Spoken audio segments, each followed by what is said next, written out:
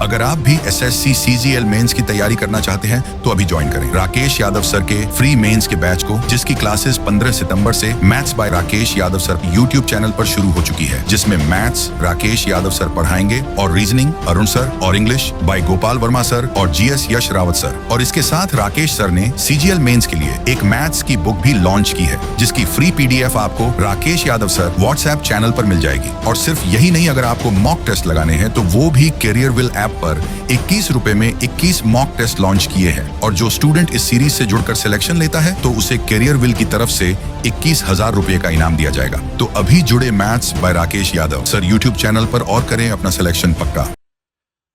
मेरे प्यारे बच्चों, आप सभी को नमस्कार, आप सभी का स्वागत है इस सेशन में। मेरे प्यारे बच्चों, ये एक मॉक टेस्ट है जो पंडित ग्रुप वाले हैं, जो अपने प्लेटफॉर्म पर टेस्ट सीरीज लेते हैं, और ये मींस के लिए उन लोगों ने मॉक टेस्ट रखा। मुझे बहुत ठीक लगा ये मॉक टेस्ट, इसलिए मैं इसको पूरा आपको वीडियो एनालिसिस के थ्रू समझाने की कोशिश कर रहा हूँ कि मींस में पेपर का लेवल लगभग यही रहेगा जो मैथ का है। असली जो सिलेक्शन का युद्ध होगा वो होगा GS में जाकर, जो कि बच्चे बहुत सीरियस नहीं ले रहे। बच्चे बहुत ज़्यादा सीरियस जिस चीज़ को लेने लग रहे हैं वो मैथ को ले रहे हैं, लेकिन मैथ का पेपर नॉर्मल रहेगा। आइए कुछ डिस्कशन करते हैं इस पेपर के बारे में। पहला सवाल है कि 10% की रेट से अर्धवार्षिक चक्रवृद्धि ब्याज पर निवेश की गई राशि 1.5 सालों में इतने रुपए हो जाती। कंपाउंडेड हाफ ईयरली है। अगर मेरे बच्चे हम हाफ ईयरली कैलकुलेट करेंगे तो रेट हो जाएगी 5% और टाइम हो जाएगा 1.5 साल में 3 हाफ ईयरली हो जाएगा। मेरे बच्चे 5% से 3 साल की हाफ ईयर की रेट कितनी होगी? आपको कुछ डाटा याद रखना चाहिए, जैसे 1% से 3 हाफ ईयर हो, 3 ईयर हो, 3 क्वार्टर हो। इनमें जो मेरे बच्चे फाइनल रेट ऑफ इंटरेस्ट बनती है वो 3.0301% बनती है। मेरे बच्चे 2% से जो रेट बनती है वो बनती है मेरे बच्चे 6.1208%। 3% से जो मेरे बच्चे रेट बनती है वो 9.2727% बनती है। बहुत ज्यादा है नहीं, 5 तक याद रखिए, क्योंकि लगभग सवाल यहीं से मिल जाएगा आपको। छोटा सवाल, माफ करिए, 12.4864%। और मेरे बच्चे 5% से जो रेट बनती है वो बनती है 15.7625%। ये कुछ डाटा है जो आप याद कर लेंगे तो कोई बड़ी चीज नहीं है, बहुत नुकसान नहीं होगा, और इतना मीन्स वाले बच्चे को याद रहता भी है कि 5% से 3 हाफ ईयर में या 3 क्वार्टर में या 3 साल में रेट होती 15.7625%। अब मेरे बच्चे, मुझे ये दिखाई दे रहा है कि ऑप्शन इतना नजदीक नहीं है कि 10-10 रुपए का डिफरेंस हो। ऑप्शन इतना दूर दूर है कि 100, 500, 200, 625 काफी अंतर है। तो मुझे ये पता चल गया कि final rate of compound interest जो बैठेगी 3 हाफ ईयर में वो 15.7625% बैठेगी। यानी ये कह सकता हूं कि लगभग 15.76% बैठेगी। अमाउंट बैठ रही मेरे बच्चे 17,364.10। देखो, एक तरीका तो ये है कि मैं 100 रुपए प्रिंसिपल मानूं तो 115 अमाउंट हो गया, 115.76, फिर रिलेट कराऊं, फिर कैलकुलेट करूं, थोड़ा सा समय लेगा। लेकिन अगर आप देखें तो सारे के सारे जो ऑप्शन है वो 15,000 बेस पे बनाए हुए हैं। तो मैं सीधा सीधा क्या करता हूं कि 15,000 रुपए प्रिंसिपल मान लेता हूं अभी के लिए, ठीक है, और उसके आधार पे मैं अप्रोक्सीमेशन में जाऊंगा। अगर मैं 15,000 रुपए प्रिंसिपल मान लूं और रेट मेरे प्यारे बच्चों में 16% मान लूं, 15.76 है, मैं इसे 16 मान लूं, तो मेरे बच्चे 15,000 का 16% क्या होगा? 15 225, 15 और जोड़ा 240 हुआ। तो 15,000 का 16% हो गया मेरे बच्चे 240, यानी 2400 रुपए। यानी अगर मेरे राजा रेट 16% रहती तो ब्याज हो जाता 2400, तो अमाउंट हो जाती 17,400। अब हम ये देखते हैं कि 17,400 से कितना अप्रोक्सीमेशन कम या ज्यादा है, जिसके आधार पे अप्रोक्सीमेशन लेना है। लेकिन देखें तो 17,400 से बिल्कुल फिट बैठ रही है। यहां 364 है, यहां 400, जबकि यहां रेट 0.75 थी, हमने ले लिया 16। अगर हम 0.25 भी कम करें, यानी 1% निकालते तो मेरे बच्चे आता है 150 का 0.25, अगर यानी 1/4 निकालेंगे तो लगभग आपका 40 घटा भी देंगे तब भी 17,360 आ जाएगा। यानी मेरे प्यारे बच्चों, इस सवाल का जो एग्जैक्ट आंसर हो 15,000 है। बहुत सारे बच्चे गलती क्या करेंगे इसमें कैलकुलेशन करते हो कि वो यहां इसके साथ 17,364.375 को रिलेट करा देंगे 115.7625 से, इंटू 100 करेंगे। मेरे बच्चे, इसे सोचने में ही समय लगेगा, आप ऐसा मत करिए, बेस पकड़िए और उसके आधार पर कैलकुलेशन करिए। आपको पता है कि अप्रोक्सीमेशन बहुत बड़ा हथियार है आपके पास। आइए मेरे बच्चे, ये सवाल बहुत ही आसान है। सवाल में कह रहा है कि भाई एक दुकानदार ने एक आर्टिकल पे 20% ज्यादा कीमत लिखी, यानी 100 की चीज पे 120 लिख दिया, फिर बाद में 10% डिस्काउंट, तो 120 का 10% 12 का डिस्काउंट दे दिया, 108 में बेच दी, तो प्रॉफिट कितना हुआ था जी 8%। आइए मेरे बच्चे, सवाल में कह रहा है निम्नलिखित आंकड़ों की मध्यिका और बहुलक के बीच का अंतर ज्ञात करिए, यानी आपको मीडियन भी निकालना और मेरे बच्चे मोड भी। सबसे पहले तो आंकड़े गिन लेते हैं कितने, 1 2 3 4 5 6 7 8 9 10 11 12 13 14 15। तो मीडियन निकालने के लिए तो आप जानते हैं 15 में एक जोड़ा ओड नंबर है, 16 16 का आधा 8, यानी 8वां नंबर हो जाएगा मीडियन।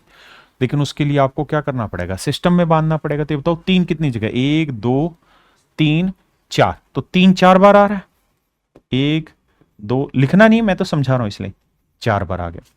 उसके बाद क्या लिखोगे, 4 कितनी बार है, 1 बार 2 बार 3 बार, तो 4 4 4, तो ये हो गए 7। उसके बाद क्या आना है मेरे बच्चे, नेचुरल है 5 आ रखा है, तो जो मीडियन होगा वो तो 8वीं टर्म होगी, और 8वीं टर्म है 5।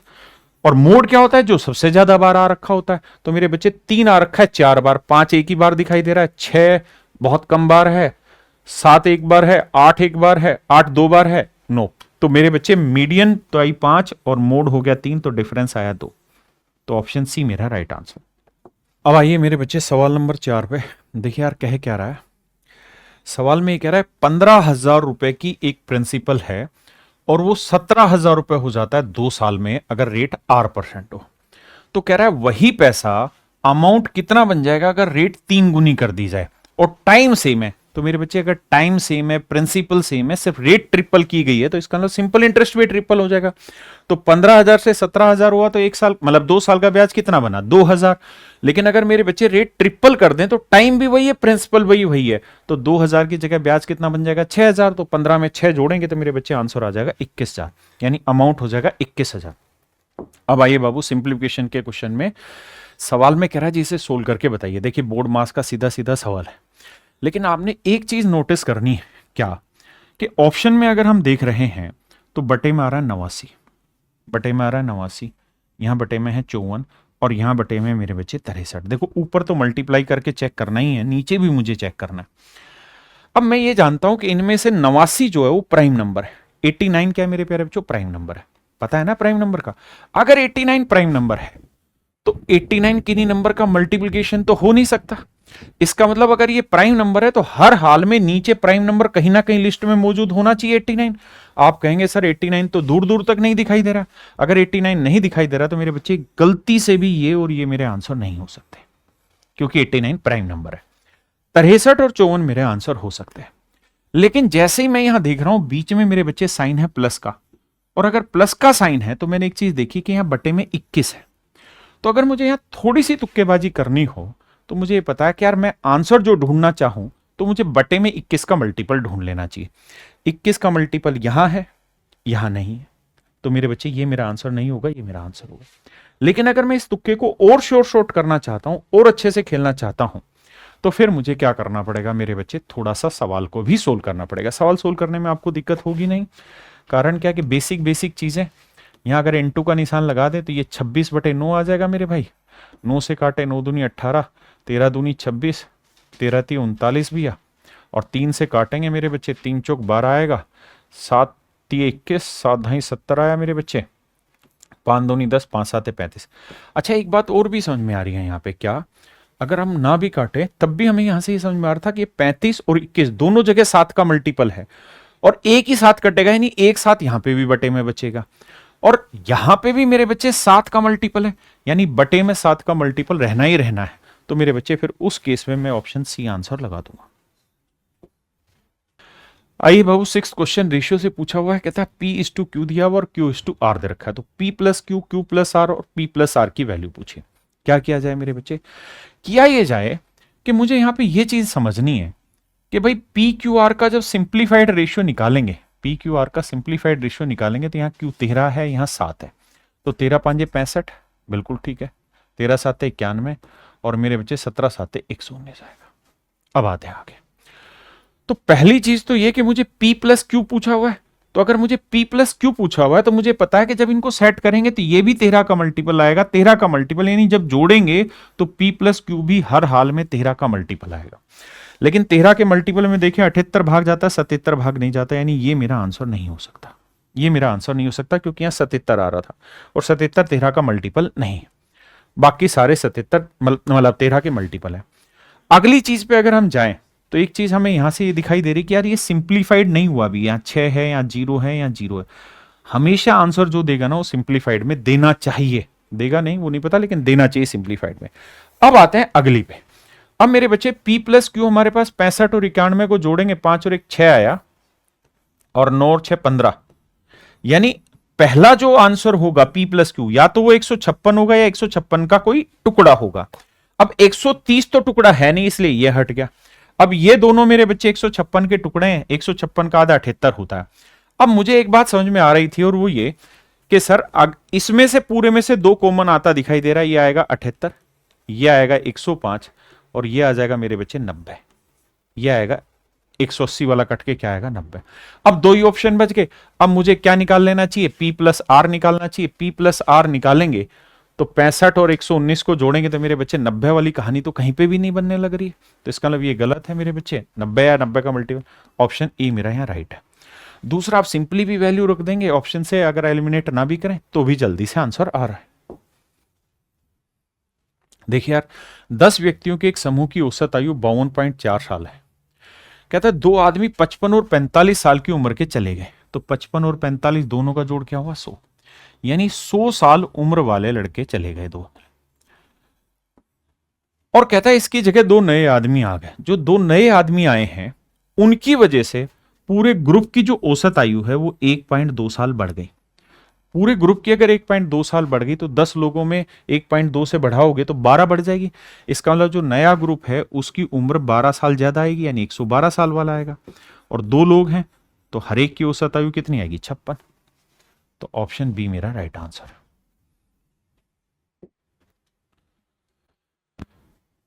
आइए मेरे बच्चे, पार्टनरशिप का सवाल में ये कह रहा है कि एक पार्टनरशिप फर्म है, उसमें ए बी और सी ने पैसा इन्वेस्ट किया 15 20 25 लगा के। अगर यहां से रेशियो देखें तो मान लो 3 जीरो तो सारी जगह उड़ाते हैं यार, 3 की भी 4 जीरो कट रही हैं आपकी, तो 15 5 3 15 5 चौक 20 और 5 5 25, यानी इनका जो रेशियो है मेरे बच्चे वो 3:4:5 है।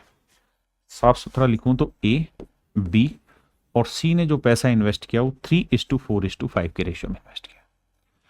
अगली लाइन में कह रहा है कि 4 महीने बाद ए ने अपनी पूंजी 50% बढ़ा दी। तो 4 महीने तक तो ये कहानी रही, 50% बढ़ा दी तो ₹1.5 बढ़ा दी तो 4.5 होगी, 8 महीने ये कहानी रही। और बी और सी ने मेरे भाई 20% घटा दी, तो यानी 4 महीने तक तो ये रही। अब इसका 20% घटाओगे 4 का तो 0.8 घटाओगे, यानी 3.2 बचा। और ऐसे ही इसका 20% घटाओगे तो ये 4 रह जाएगी। आपने कहा जी मामला तो सेट है, यानी ये भी 8 महीने रहा और ये भी 8 महीने। अब सवाल में हमसे ये कह रहा है कि बताओ भाई, अब देखो बड़ी चीज सवाल ने क्या पूछी कि बी, ए और सी का हिस्सा ज्ञात करो। तो मेरे बच्चे ये हिस्सा ध्यान रखना बी का है, ये हिस्सा ए का है और ये हिस्सा सी का, यानी ये सब ठीक लिखा हुआ। अब हमें यहां से ऑप्शन से एलिमिनेट करना है, 53,100 रुपए को बांटना है।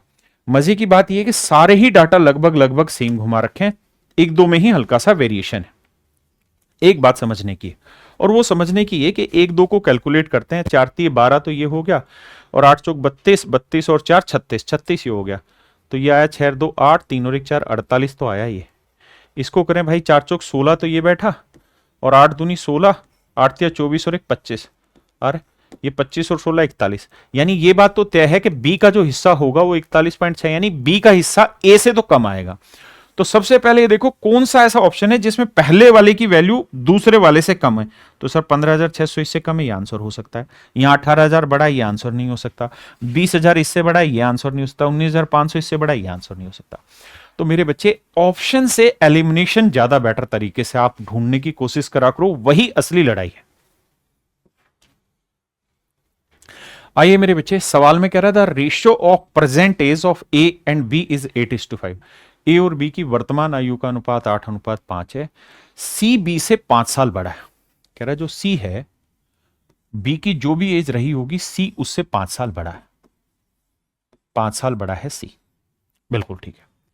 और कहता है 10 साल बाद ए और सी की एज का रेशियो 5:4 है, यानी इस एक्चुअल उम्र में भी 10 साल जोड़ दोगे तो एज का जो रेशियो आएगा A/C का, वो आएगा मेरे बच्चे 5:4। यानी A/B की यहां पे जो उम्र का अनुपात रखा था वो मेरे बच्चे 8:5 था। आपने कहा जी बिल्कुल ठीक है। और यहां A/C का रेशियो 5:4 है। तो बड़ी बात यह है कि मेरे प्यारे बच्चों, ये जो उम्र है यहां से 10 और 5 15 साल बड़ी है। यानी ये वाली जो एज है 15 साल बड़ी है। यानी बी की जो प्रेजेंट एज होगी उससे 15 साल बड़ी मेरे बच्चे, ये 4 का मल्टीपल होना चाहिए। यानी जो रेशियो बन रहा है वो 5:4, उसमें 4 का मल्टीपल बनेगा 15 साल बाद। ये 8:5 थी, फिर ये 5:4 हो गई। अब मुझे सवाल में कह रहा है कि भाई बी की वर्तमान आयु ज्ञात करो। तो करो क्या यार, एक तरीका ऑप्शन से एलिमिनेट करना, एक ऑप्शन से सोल्व करना। मैं दोनों बताता हूं, पहले एलिमिनेट करके बताता हूं। देखो 25 में मैं 15 जोड़ूंगा। क्यों भाई? ऐसा मैं इसलिए कर रहा हूं कि अगर ये 5 यूनिट था तो 5 साल ये बड़ा था और 10 साल बाद की बात हो रही है। तो अब जो उसकी सी की एज आएगी वो बी की करंट एज से, यानी जो उसकी वर्तमान आयु थी उससे 15 साल बड़ी होगी। तो 25 में 15 जोड़ा 40, 30 में 15 जोड़ा 45, 40 में 15 जोड़ा 55 और 35 में 15 जोड़ा 50। मेरे बच्चे मुझे पता है कि ए और सी की एज का रेशियो 5:4 है, तो सी की जो एज होगी वो 4 का मल्टीपल होनी चाहिए। और 4 का मल्टीपल ना ये बन रहा, ना ये बन रहा, ना ये बन रहा, केवल और केवल मेरे बच्चे ए बनने लग रहा है। पहली चीज तो ये तरीका एलिमिनेट करने का। अब हम करते हैं सोल्व करने का प्रयास कि ऑप्शन से सोल्व करें। देखिए डिटेल भी सोल्व करेंगे, बहुत बड़ी चीज नहीं है, लेकिन ऑप्शन से हमें इसे सोल्व कर लेना चाहिए। देखो यार, अगर मैं मान लीजिए पहला ऑप्शन ठीक मान लेता हूं, तो इसका मतलब बी की उम्र हुई 25। आपने कहा जी बिल्कुल ठीक है। तो 5 यूनिट 25, 1 यूनिट 5, तो 8 5 40। तो ए की उम्र हुई 40। आपने कहा यार बिल्कुल ठीक है। अगर ए की उम्र 40 है तो 10 साल बाद ए की उम्र कितनी हो जाएगी? 50। तो 5 यूनिट 50, 1 यूनिट 10, तो 4 यूनिट 40। बिल्कुल ठीक है। तो 10 साल बाद सी की उम्र होगी 40। तो 10 साल पहले कितनी थी? 30। और क्या इन दोनों की उम्र का अंतर 5 साल है? हाँ सर है। तो मेरे बच्चे डायरेक्ट मेरा ऑप्शन ए आंसर आ गया। मेरा ऑप्शन ए आ गया। यानी हम ऑप्शन से सोल्व भी कर सकते हैं और ऑप्शन से एलिमिनेट भी कर सकते हैं, दोनों में डिफरेंस है। ये मैंने सोल्व किया, पीछे वाला मैंने एलिमिनेट किया। मुझे पता था ये 4 का मल्टीपल होना चाहिए सी, और बी में और इसमें देख रहे हो ना 5 साल का तो ये अंतर आ गया, और 10 साल ये बात की बात है। तो ये वाला जो डाटा ये बी की करंट एज के 15 साल बड़ा और फिर 4 से भाग होने वाला चाहिए। तो 15 जोड़ के 4 से भाग केवल और केवल ए में ही हो रहा था। डिटेल करना हो तो आप कर ही लेंगे एक्स मान के। आए देखिए मेरे बच्चे, डायरेक्ट फार्मूला यूज करना है, इसमें कुछ है नहीं। या फिर आप जैसे ही आपने यहां जीरो देखा, यहां जीरो देखा, तो मैंने क्लास में समझाया हुआ है, ऐसे में आप वैल्यू एज्यूम भी कर लोगे। और वैल्यू भी क्या एज्यूम हो जानी है? 5 3 2 वैल्यू एज्यूम हो जानी है। 5 3 8 और 2 10 हो रहा है। 25 और 9 34 और 4 38 होने लग रहा है। और क्यूब करोगे तो मेरे बच्चे 160 भी आ जा रहा है। हाँ जी, तो आप डायरेक्ट वैल्यू अगर एज्यूम कर पाए तो रख दो 5 गुना 3 गुना 2, तो √30 मेरा आंसर है। नहीं तो फिर डायरेक्ट फार्मूला इस्तेमाल करो। देखो यार, फार्मूले में क्या है कि आप लिखोगे A cube plus B cube plus C cube, उसकी वैल्यू 160 है, माइनस लिखोगे 3abc, उसकी वैल्यू हमको फाइंड आउट करनी है। फिर क्या लिखोगे मेरे बच्चे? 1/2 ए प्लस बी प्लस सी, उसकी वैल्यू आपको दे रखी है 10। फिर आप लिखोगे 3 times of A square plus B square plus C square, उसकी वैल्यू 38। 38 को 3 से गुना करेंगे, 3 8 24 और 3 3 9 और 2 11 114। और माइनस करेंगे मेरे बच्चे क्या? ए प्लस बी प्लस सी का होल स्क्वायर, वो है 10। 10 का वर्ग आया मेरे बच्चे 100। ये फार्मूला हुआ जी। देखो मेरे भाई, 114 में 100 गया 14, 14 को 2 से भाग दिया 7, 7 ढाई 70। और मेरे बाबू 160 में 70 गया तो कितना बचा? 90। तो 3 से काटेंगे तो एबीसी की वैल्यू आ जाएगी 30। और यही आपसे पूछा हुआ है, तो √30 मेरे बच्चे मेरा आंसर हो गया। मेरे प्यारे बच्चों, हमसे सवाल में पूछा हुआ कि भाई ए स्क्वायर की वैल्यू निकाल के बताइए। देखो यार, गलती से भी ये मत समझना कि परफेक्ट स्क्वायर नंबर ही होना चाहिए, कि यही आंसर होगा, ये नहीं होगा, ये नहीं होगा, ये नहीं होगा, ऐसा मत समझना। कारण क्या है कि ऐसा हो सकता है कि रूट में वैल्यू हो रही हो और बटे √3 आ रहा हो, तो उस केस में आंसर हो सकता है। लेकिन मेरे बच्चे, ऐसे सवालों में ना बहुत बार ऑप्शन में कुछ ना कुछ छोड़ के चलता है। अगर ध्यान से देखोगे तो 125 को 9 से भाग दोगे तो लगभग लगभग 13 या 14 के आसपास आंसर आ रहा है। यहां भाग दोगे तो भैया 3 चौक 12 यानी 41 के आसपास आंसर आ रहा है। यहां भाग दोगे 8 के आसपास आंसर आ रहा है और यहां लगभग 1 के आसपास। तो ऑप्शन से देखोगे ना तो आपको दिखाई दे जाएगा कि ऑप्शन सच में बहुत दूर दूर है। फिर क्या किया जाए? तो ये देखो 1600 यानी 40 के आसपास बैठता है भैया, ये 2500 यानी 25 के आसपास बैठता है। 25 से थोड़ा कम ना, 50 से थोड़ा कम लगा लो यानी 49 लगा लो यार, जोड़ेंगे तो मेरे बच्चे आया 89। यहाँ चाहिए ये मेरे बच्चे बैठेगा आपका लगभग 47 के आसपास और ये मेरे बच्चे आपका बैठेगा 33 के आसपास। भाई 1089 स्क्वायर तो याद है ही ना, तो 47 में 33 गया तो मेरे बच्चे बचा 14। अब जो भी मेरा आंसर होगा 14 5 70 14 6 84 यानी 6 पॉइंट समथिंग समथिंग होगा। ये वैल्यू आएगी मेरे बच्चे ए की, और मुझे क्या चाहिए? ए स्क्वायर। ए स्क्वायर चाहिए तो 6 और 7 के बीच की वैल्यू चाहिए। 6 और 7 का वर्क करेंगे यानी 36 और 49 के बीच का आंसर होना चाहिए। तो मेरे बच्चे 36 और 49 के बीच में केवल और केवल मेरा ऑप्शन ए है, दूसरा कोई ऑप्शन ही नहीं है। अप्रोक्सीमेशन बहुत बड़ा हथियार है आप लोगों के पास। और मेरे प्यारे बच्चों, मैं मोस्टली सिंप्लीफिकेशन के क्वेश्चन में अगर आप देखेंगे तो अभी के अभी मेरे वाले चैनल पे आप देखना, मैंने मीन्स की आपका सिंप्लीफिकेशन कराया, नंबर सिस्टम कराया, अलजेब्रा कराया, ट्रिग्नोमेट्री कराया, उसके बाद अर्थमेटिक के चैप्टर चलने लग रहे हैं। तो मेरे बच्चे मैं लगभग लगभग हर सवाल में यही कोशिश करता हूं कि कैसे अप्रोक्सीमेशन के थ्रू ऑप्शन को जल्दी से ब्रेक किया जा सके। आप इन प्लेलिस्ट को सेव कर लीजिए और इन प्लेलिस्ट पे लगातार काम करते रहिए। जल्दी जल्दी जल्दी जल्दी से इन क्लासों को खत्म करिए। ये क्लासें अपने आप में बहुत जरूरी हैं। और अच्छी बात क्या है कि इन क्लासों में आपको लगभग लगभग 60% क्वेश्चन ऐसे मिलेंगे जो आपने अभी तक नहीं किए होंगे, नए होंगे, लैंग्वेज वाइज डिफिकल्ट होंगे या कैलकुलेटिव वाइज डिफिकल्ट होंगे। तो अच्छे सवाल है, उनकी प्रैक्टिस करिए। अदरवाइज आपको इसे डिटेल सोल्व करना है तो भैया फिर इसके फैक्टर बनाओ, रूट में वैल्यू आएगी, यहां पे भी रूट में आएगी, इधर भी सोल्व करके काट पीट के आंसर निकालना होगा। आइए बाबू, मेंसुरेशन का क्वेश्चन है। सवाल में कह रहे हैं क्यूबॉइड है, उसकी लेंथ, ब्रेड्थ और हाइट दे रखी है और हमें उसका टोटल सरफेस एरिया दे रखा है। तो मान लेते हैं 3x है, 4x है, 6x है।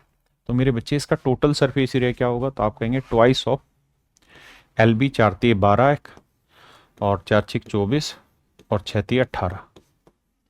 तो भैया देखो 18 और 12 30, 30 और 24 54, 54 दूनी 108 और एक्स स्क्वायर सभी के साथ रहना।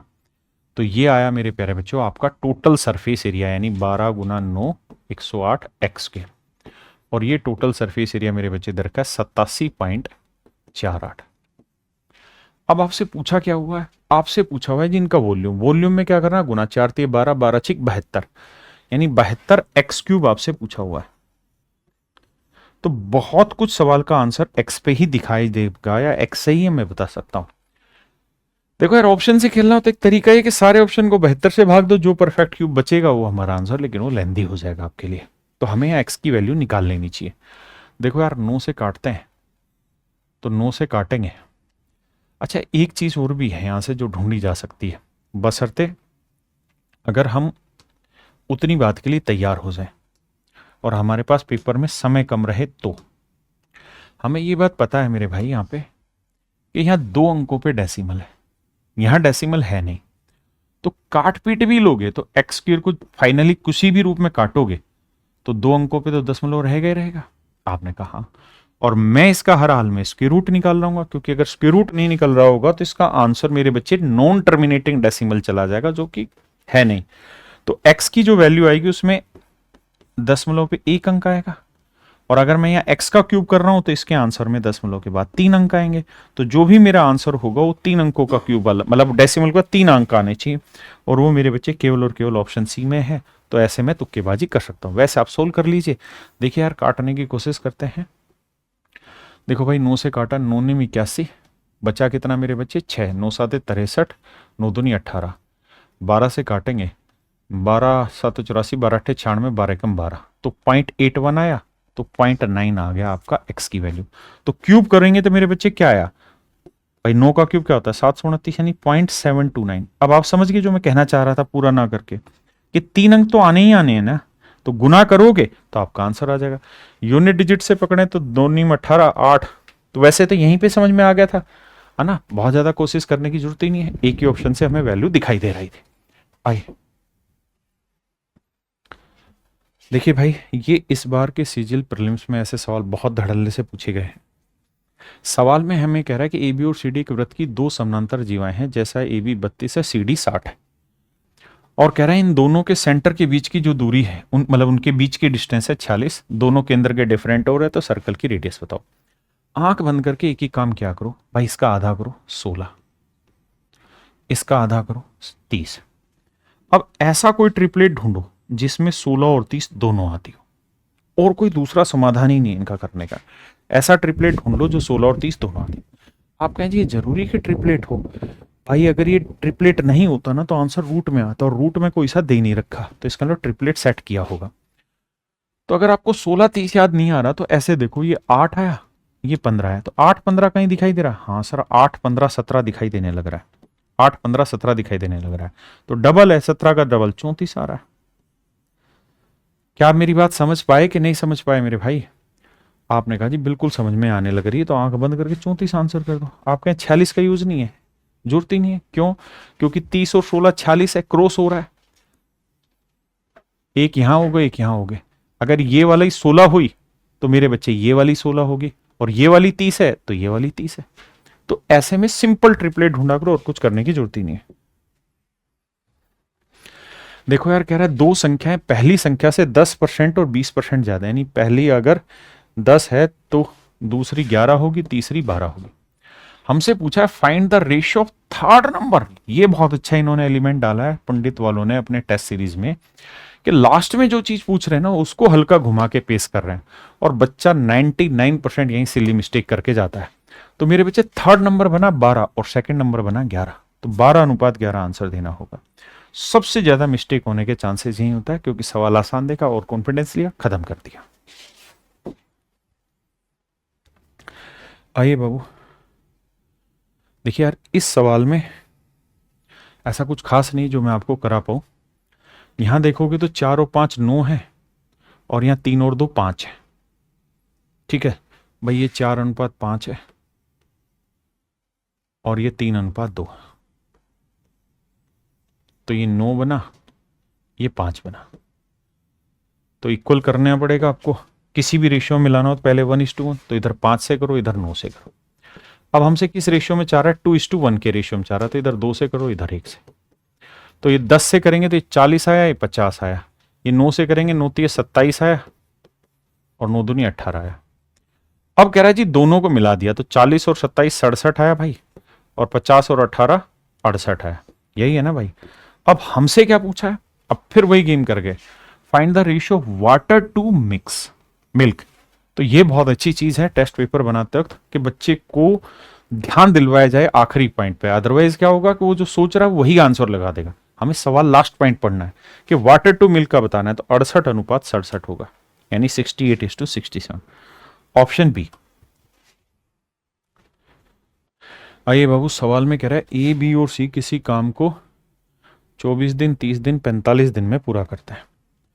देखो भाई, ए 24 दिन में कर रहा है, बी 30 दिन में कर रहा है, और सी 45 दिन में पूरा कर रहा है। एलसीएम लेना है तो भाई 45 है, ये 8 या 24, तो 45 गुना 8 हुआ 360। तो इसे भाग देंगे मेरे बच्चे, इसे भाग देंगे और इसे भाग देंगे, इनकी एफिशिएंसी आएगी। ये 15 आई मेरे बच्चे, ये 12 आई, और ये 8 आई। अब सवाल में कह रहे हैं ए और बी ने काम शुरू किया, 5 दिन तक काम करते रहे। तो भाई 12 15 27, 27 को 5 से गुना करेंगे, 5 7 35, 5 दिन तक काम किया, 135 काम कर दिया। फिर बी ने काम छोड़ दिया, और यह ज्ञात है कि डी सी से 2 गुना अच्छा है। डी जो है वो एक और लड़का है जो सी से डबल एफिशिएंट है, यानी उसकी एफिशिएंसी 16। तो डी अकेले से इस काम का 40% काम कितने दिन में करेगा? कहता ए और बी ने काम शुरू किया और 5 दिन बाद काम छोड़ दिया, यानी A and B started the work and work for 5 days, then B left the work. In how many days D does 40% of the remaining work alone if it is known that D is twice as good as सी।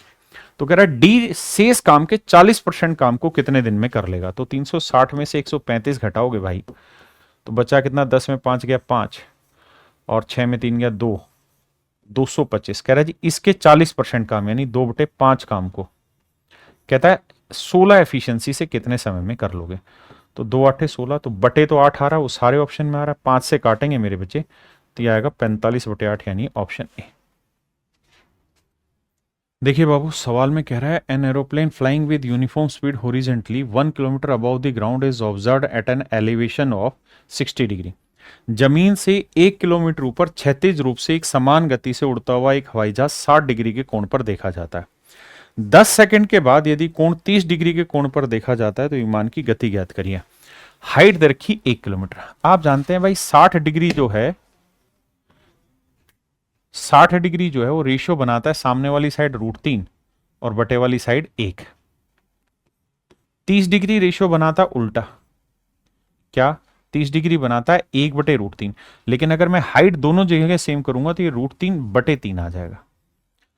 इसका मतलब अगर height √3 unit है तो पहले जो distance वो 1 unit चला था अब वो डिस्टेंस 3 यूनिट चल गया, यानी डिस्टेंस के बीच का फर्क कितना आया 2 यूनिट। तो मेरे बच्चे √3 यूनिट जो है वो रिप्रेजेंट कर रहा है 1 किलोमीटर को, तो 1 यूनिट की वैल्यू 1/√3, तो 2 यूनिट की वैल्यू 2/√3, यानी एक्चुअल में जो डिस्टेंस आएगी वो 2/√3 किलोमीटर है। और टाइम ले रहा है 10 सेकंड, और 10 सेकंड के घंटे बनाएंगे तो बटे लिखना पड़ेगा 3600, और 3600 को भाई 0 से काटोगे 1/360, तो 1/360 घंटे में इतनी दूरी चली, तो ये आ जाएगा 360 ऊपर, और 360 ऊपर आके ये मेरे बच्चे मेरा आंसर आ जाएगा। अब देखो इसने कर क्या रखा होगा, हर का प्रीमिय कण किया होगा, √3 से 3 से काटा 120 दूनी 240 √3 मेरा आंसर आ गया। ऑप्शन डी राइट है। मेरे बच्चे हाइट एंड डिस्टेंस में क्या करना है, बस रेशियो पकड़ना। आपको फिगर एनालिसिस दिमाग में होने लग रहा है कि पहले 60 डिग्री पे उड़ रहा है फिर 30 डिग्री पे उड़ रहा है, मतलब हाइट दोनों ही केसेज में सेम जानी है, डिस्टेंस का यानी फुट का डिफरेंस लेना है और उसे मेरे बच्चे टाइम से भाग दे देना। आइए मेरे बच्चे, ये सवाल बढ़िया लगा मुझे। सवाल में कह रहा है क्या, कहता है भाई एक कार है वो 3590 रुपए 40 पैसे में बेच दी गई।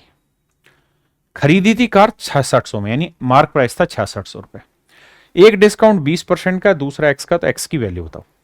सारा खेल इस बात पे डिपेंड करता है कि आपके अप्रोक्सीमेशन की समझ कैसी है। आपने यहां देखा 30 है, 32 है, 28 है, 25, यानी ऑप्शन दूर दूर है, पॉइंटों में नजदीक नजदीक भी नहीं है।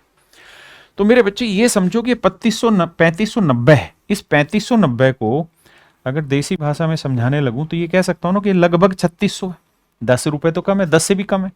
आपने कहा तो अगर 3600 में कोई चीज बिक गई 6600 की, तो 6600 की चीज 3600 में बिक गई, तो हम ये कह सकते हैं कि 3000 का डिस्काउंट ले गया लड़का। भाई 6600 की चीज अगर 3600 में बिक गई तो 3000 का डिस्काउंट हो गया। 3000 का डिस्काउंट 6600 पे, तो कितनी कहानी बन रही है जी, 6 5 30, 6 11 66, 1/11 होता है 9 से 1/11, तो 5/11 हो गया 45 सही 5/11%। यानी ओवरऑल जो डिस्काउंट बनेगा मेरे बच्चे वो 45 सही 5/11% बनेगा। आपने कहा इसमें तो कोई दो राय नहीं। अब अप्रोक्सीमेशन लगाइए, ऑप्शन उड़ाइए। पहला ऑप्शन ले लेता हूं, अगर 20% और 30% हो तो 20 और 30 50, और 20 30 6, 50 में 6 गया 44, यानी अगर मैं 30% ले लूंगा तो डिस्काउंट 44% आएगा, जबकि मेरे को चाहिए 45 से 5/11, मतलब 30 से तो बड़ा ही लेना है। ये बहुत छोटा, ये बहुत छोटा, आंख बंद करके 32 आंसर लगा दो। भाई मेरा 30 से ही नहीं बैठ रही सेटिंग, तो 30 से तो बड़े से बैठनी, और 30 से बड़ा एक ही ऑप्शन है, तो वही मेरा आंसर हुआ। बहुत सारे बच्चे गलती क्या कर रहे होंगे यहां, बिना ऑप्शन जांचे इस पे पहले 20% निकालेंगे, फिर जो बचा उसका अप्रोक्सीमेशन देखेंगे। नहीं, आप ऑप्शन देखो दूर दूर है कि नजदीक है। अगर यही वाले ऑप्शन 30 की जगह यहां हो जाता 30.5 या 31.2, ऐसे अगर होते नजदीक नजदीक होते, पॉइंटों में गैप होता, तो थोड़ा दिक्कत आती। फिर भी हम उस सिचुएशन में भी मैं आपको ये कहता कि अप्रोक्सीमेशन से ही जाइए, क्योंकि वो समय बचाएगा। आइए बाबू, सवाल में कह रहा है कि भाई 6 अंकों की एक संख्या है, ठीक है जी। कह रहा है जी 72 से भाग देना है, p² + q² का सबसे बड़ा संभावित मान ज्ञात करिए। सबसे बड़ा संभावित मान ज्ञात करिए। आप जानते हैं 72 से कोई नंबर भाग होगा तो 8 से होगा, और 8 का नियम है कि अगर आखिरी 2 अंक भाग हो रहे हैं तो हर हाल में q जो होगा वो इवन होगा। 48 भाग हो रहा है तो q इवन हुआ। तो मेरे बच्चे मुझे 9 से भी भाग देना है, तो 9 से भाग देना है तो देखो यार 6 4 10 और 8 18, ये तो हटा। अब 4 p जमा 4 जमा क्यू ये बचा, और क्यू का मुझे सबसे बड़ा मान लेना है। क्यों लेना है जी? उसने कहा है कि भाई सबसे बड़ी वैल्यू लो, तो मैं 8 लेता हूं। तो आप जानते हैं 8 और 4 12, तो क्या जोड़ेंगे भैया 6, तो पी का मान 6 आ गया। तो 6 8 10 ट्रिपलेट होता है, 6 का वर्ग जमा 8 का वर्ग बराबर होगा 10 का वर्ग, यानी ऑप्शन बी। आइए मेरे बच्चे, सिंप्लीफिकेशन का क्वेश्चन है, देखिए।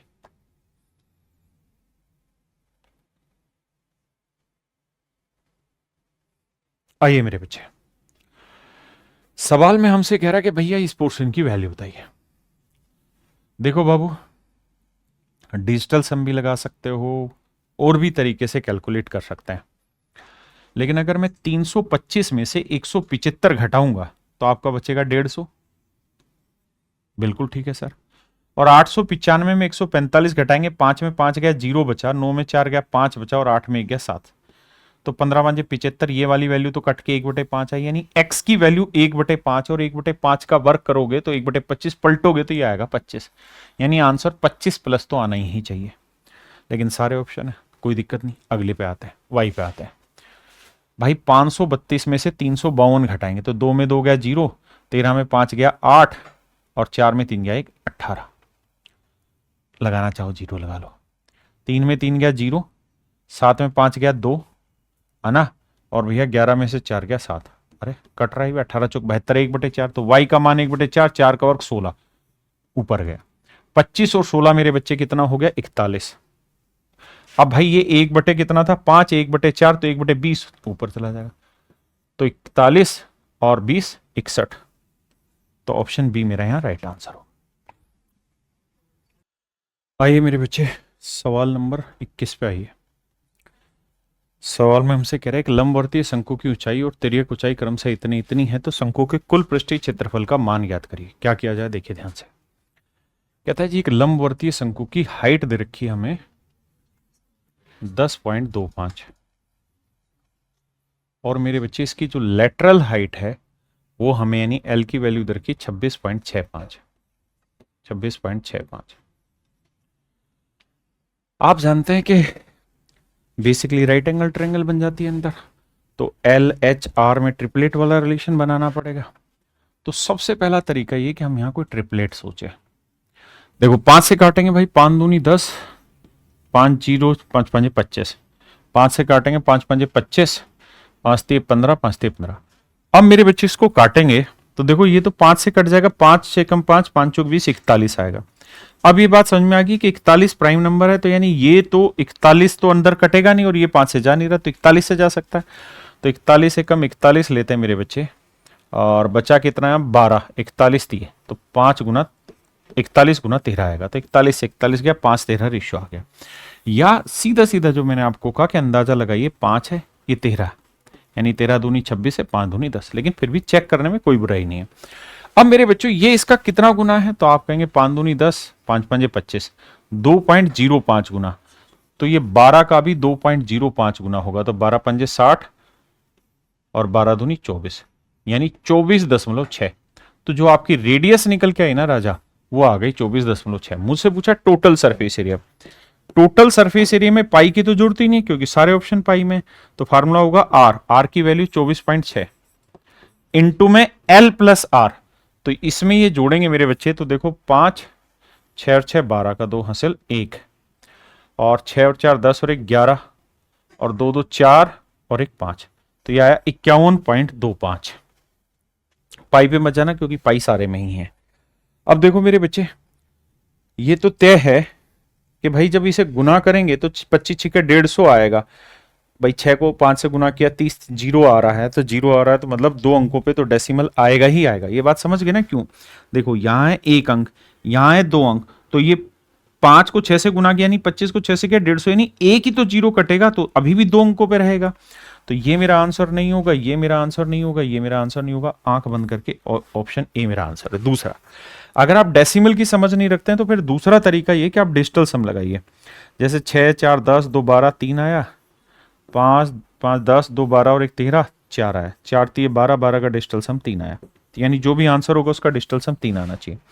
यहाँ देखें 7 2 9 आया, 6 5 11 और 1 12 सेट है।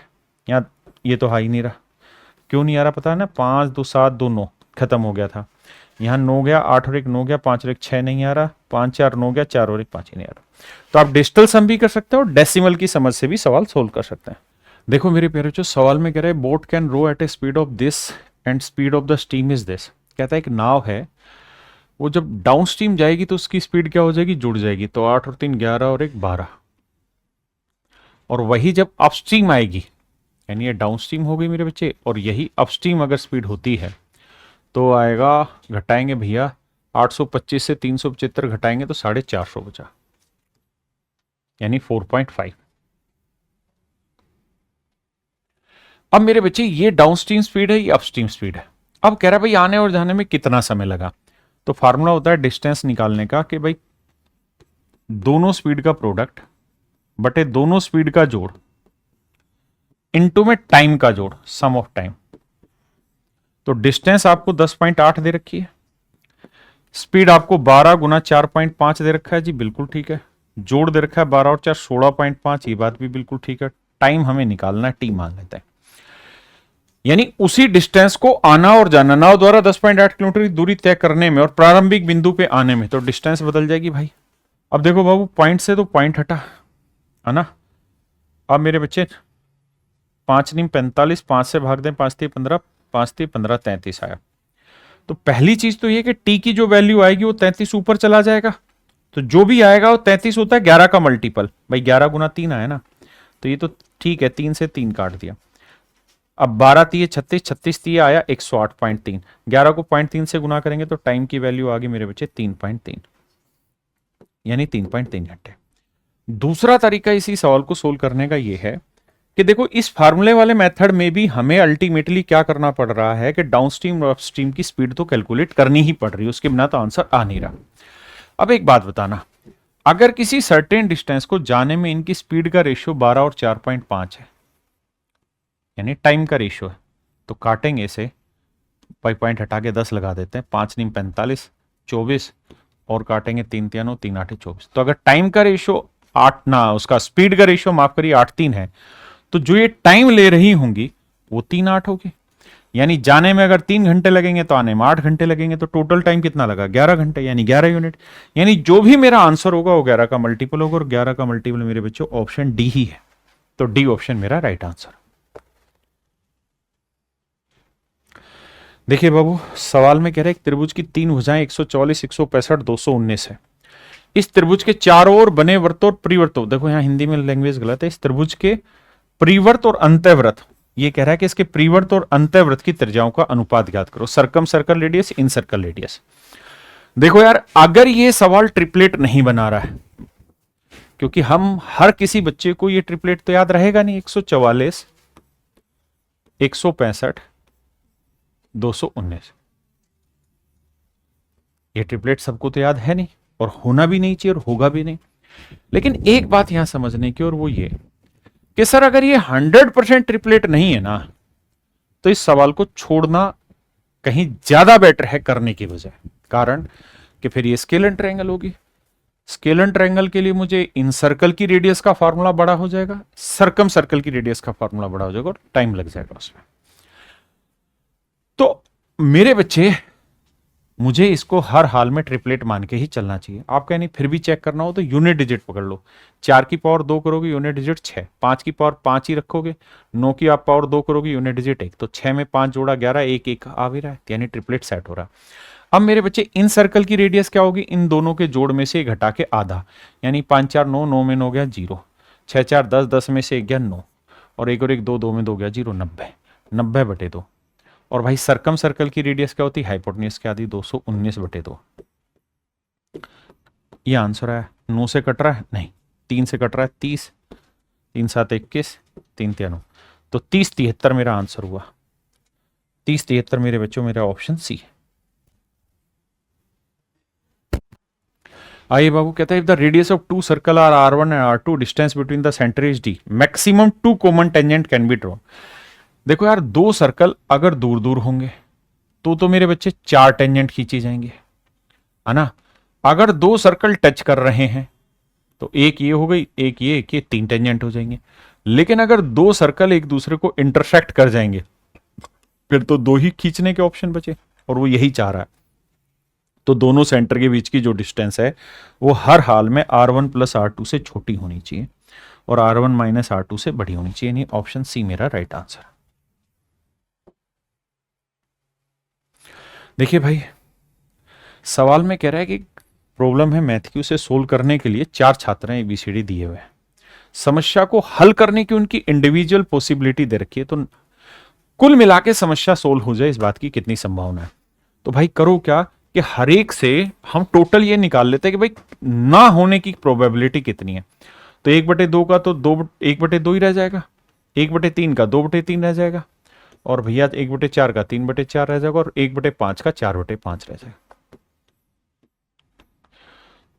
तो कोई भी प्रॉब्लम की 100% प्रोबेबिलिटी 1 हुई, उसमें से ना होने वाली घटा देते हैं, तो 1 में से 1/5 घटाएंगे तो मेरे बच्चे मेरा आंसर आ जाएगा 4/5।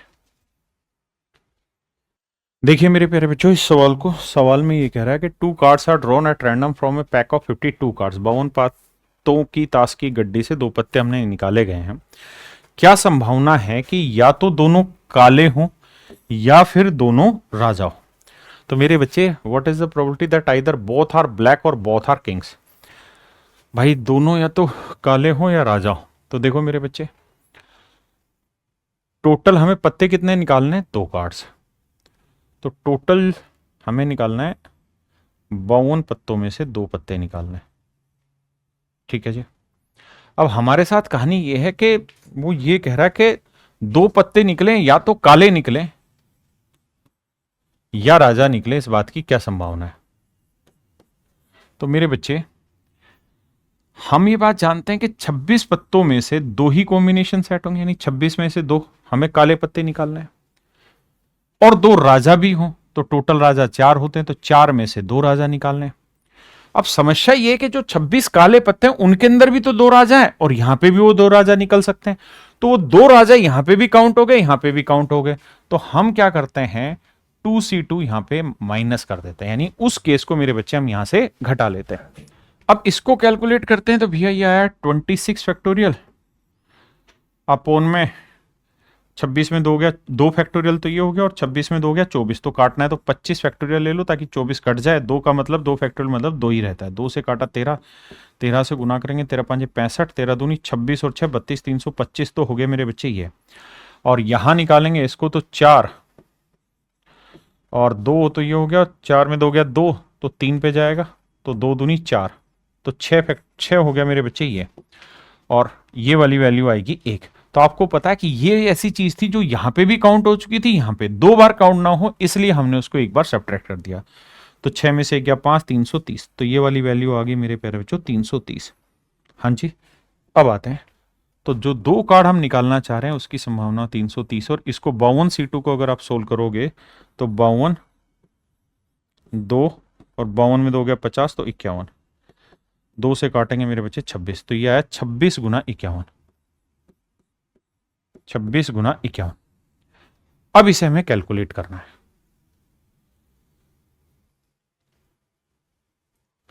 अब मेरे बच्चे 3 से काटते हैं, 3 से भी, और 2 से यहां काटा 13, और 3 से काटेंगे 17, तो 3 दूनी 6 से काटेंगे 6 5 30, 6 5 30, तो आंसर आया 55/13 गुना 17।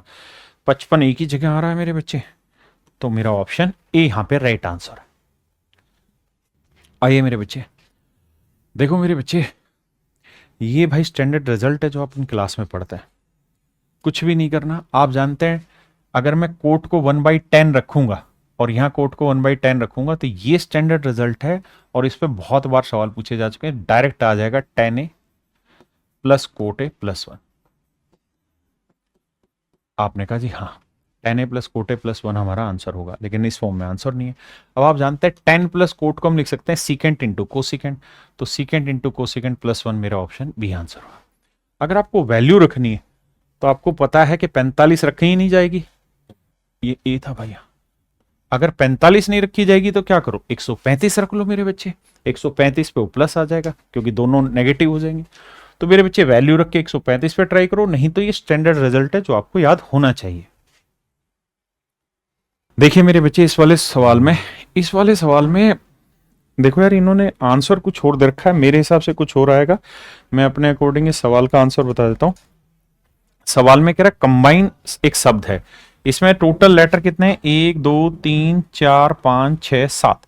तो मेरे बच्चे 7 लेटर है, और 7 लेटर में अगर वोवल की बात करें तो भैया ओ आई ई, तो 3 वोवल है हमारे पास, ओ आई ई, और 7 स्थान है। अब सवाल में ये कह रहा है कि by taking all the letter of the word combine such that vowels occupied odd places, कि जो वोवल्स हैं वो केवल और केवल ऑड प्लेसेस को ही ऑक्यूपाई करें, जरूरी है। तो वोवल्स अगर मेरे बच्चे ऑड प्लेसेस को ऑक्यूपाई करेंगे तो 7 स्थान है, तो ऑड प्लेस कहां कहां आएगा, पहले नंबर पे आएगा। भाई ऐसे देखो ना, अगर हम ये 7 1 2 3 4 5 6 7 1 2 3 4 5 6 7, तो ओड प्लेसेस कौन कौन से, ये वाला हुआ, ये वाला हुआ, ये वाला हुआ, ये वाला हुआ। इसका मतलब हम ये कह सकते हैं कि हमारे पास 4 ओड प्लेस हैं, और उन 4 ओड प्लेसों में मेरे प्यारे बच्चों मुझे कितने लेटर फिट करने हैं, 3 लेटर फिट करने हैं। कितने लेटर फिट करने, 3 लेटर फिट करने हैं। तो अगर आप थोड़े से समझदार हैं तो आप सीधा सीधा 4p3 रख सकते हैं, या आप यूं भी समझते हैं, इसकी जरूरत नहीं भी है कि भाई मैं सिर्फ आपको ये कहूं कि यार मेरे पास 3 ही लेटर, मतलब 3 ही जगह और 3 ही लेटर भरने हैं, तो इसको भरने के कितने तरीके हुए, तो आप कहेंगे 3 फैक्टोरियल यानी 6 तरीके हुए। जबकि एक्चुअल में मेरे पास तरीके कितने हैं, मतलब जगह कितनी है, 4, तो मैं इसी अरेंजमेंट को 4 तरीके से और बांट सकता हूं, तो कुल मिला के 24 हो गए मेरे बच्चे। आप समझ गए ना, जैसे इन 3 में अगर ये 3 भरने हो तो उसके 6 तरीके, फिर इन 3 में अगर ये भरने हो तो 6 तरीके, फिर इन 3 में, इन 2 में और 1 में भरना हो तो 6 तरीके। तो ऐसे ये कुल मिला के 4 बार रिपीटेशन होगा, तो 24 तरीके इसके हो गए।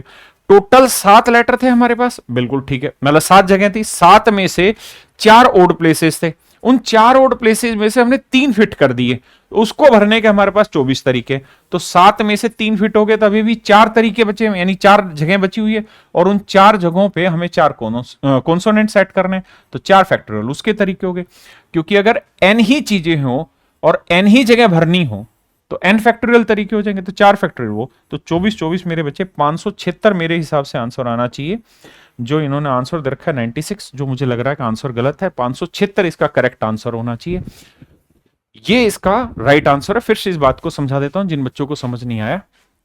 भाई बड़ी सीधी सी बात है, हमारे पास 4 ओड प्लेसेस है, पहले नंबर का, तीसरे नंबर का, 5वें नंबर का और 7वें नंबर का, 4 ओड प्लेसेस, और इसमें चीजें भरनी है 3। तो आप ऐसे लिख सकते हैं 4p3। इसका फार्मूला अगर मेरे बच्चे खोलेंगे तो 4 फैक्टोरियल अपॉन में 4 - 3 1 फैक्टोरियल, हाँ है ना। तो मेरे बच्चे 4 फैक्टोरियल ये आ गया, नहीं 24 तरीके तो इसके हो गए, और बाकी फिर जो 4 लेटर, जो 4 कॉन्सोनेंट बच के 24 उसके, तो 24 गुना 24 576 तरीके होंगे। तो इस सवाल का आंसर गलत है, बाकी जो ठीक। आइए बाबू, सवाल में कह रहा है कि 733 को हम किसी नंबर x से डिवाइड करते हैं तो रिमाइंडर बचता है 13, मतलब 733 में से 13 घटा देंगे तो 720 बचा, यानी 720 ऐसा नंबर होगा जो एग्जैक्ट डिवाइड हो जाएगा। आपने कहा तो 720 किस किस से डिवाइड हो सकता है, इसके टुकड़े करते हैं। तो भैया इसको हम लिख लेते हैं 36 दूनी 72। अब 9 गुना 4 लिख लो भैया, 20 को 4 गुना 5 लिख दो। आपने कहा जी हाँ, 16 16 यानी 2 की पावर 4, 3 की पावर 2 गुना 5। तो मेरे बच्चे कितने फैक्टर हो गए, पावर में 1 जोड़ेंगे 4 और 1 5, 1 2 में 1 जोड़ा 3, 1 में 1 जोड़ा 2, 5 3 15 दूनी 30। तो टोटल फैक्टर हुए 30। लेकिन मुझे वो फैक्टर चाहिए जो 13 से बड़े हों। क्यों? क्योंकि रिमाइंडर 13 ला रहा है, तो 13 से बड़े ही फैक्टर होंगे, वही आंसर होंगे। तो 13 से छोटे फैक्टर ढूंढ लो, 1 2 3, दिख रहा है ना यहां से, 4 5 6, 7 से नहीं जाएगा, 7 तो है ही नहीं, 8 से चला जाएगा, 9 से जाएगा, 10 से भी जाएगा, 11 से नहीं जाएगा, 12 से भाग जाएगा। 12 के बाद जो फैक्टर आएगा, 13 तो आएगा नहीं क्योंकि 13 इनमें मौजूद है नहीं, तो 13 से बड़ा जो भी नंबर होगा वो भाग देगा, तो 13 रिमाइंडर ला सकता है। तो 1 2 3 4 5 6 7 8 9 10, तो कुल मिला के 10 फैक्टर हटा दें तो 30 में से 10 घटाएंगे मेरे बच्चे, 20 फैक्टर बन सकते हैं, यानी 20 ऐसे नंबर हो सकते हैं जो डिवाइड करके आंसर लाए। ये मेरे बच्चे सीधा सीधा फार्मूला लगाना है, 3 मीडियन -2 मीन, और ये जो वैल्यू आएगी मेरे बच्चों ये आती है मोड के। अब मीडियन हमको दे रखा है मेरे बच्चे 27.9 है, क्लियर है जी। और मीन हमें दे रखा है मेरे बच्चे 26.8 है। यूनिट डिजिट पकड़ने की कोशिश करते हैं ना, यूनिट डिजिट नहीं, एक एक है सब में, 9 27, 8 दूनी 16, नहीं यूनिट डिजिट नहीं पकड़ा जाएगा, सोल्व करना पड़ेगा। 3 नीम 27, 3 7 21 और 2 23, 3 दूनी 6 और 2 8 और 2 8 है 16, 2 6 12 और 1 13, 2 दूनी 4 और 1 5, 7 में 6 गया 1, 3 में 3 गया 0, 8 में 5 गया 3, 30.1। ये मेरे नन्हे मुन्ने बच्चों मेरा राइट आंसर हुआ।